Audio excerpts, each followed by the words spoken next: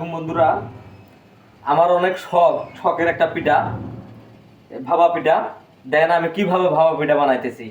প্রথমে কয়েকটা গুঁড়ো দিয়ে নেবেন, নেওয়ার পরে গুড় দিবেন। গুড় দিলাম, গুড়টা একটু গুঁড়া করে দিতে হবে। গুড় দেওয়ার পরে আর একটু দিলাম, দিয়ে এটার উপরে আর একটু দিলাম গুড়।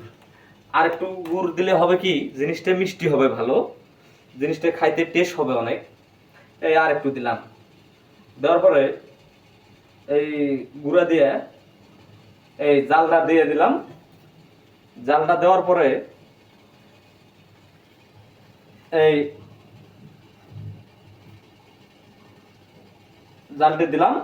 আমাদের প্রসেসটা দেখেন পুরাটাই কমপ্লিট। এখন আমরা যা আরেকটা দিছি, দেখি আমরা এটা হয়েছে নাকি। এখন এখন এটা আমরা দেখব। এইটা দেখেন পুরাটাই মোটামুটি হয়ে গেছে।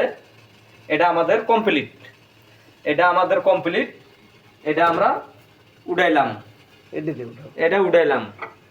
এই যে দেখেন কত সুন্দর ভাব উঠতেছে।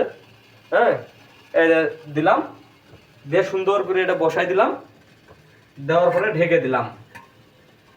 ঢেকে দেওয়ার পরে কিছুক্ষণ অপেক্ষা করব। তারপরে হলো কিছুক্ষণ অপেক্ষা করার পরে হবে, এটা বানাতে বানাতে ওইটা হবে, সমস্যা নাই।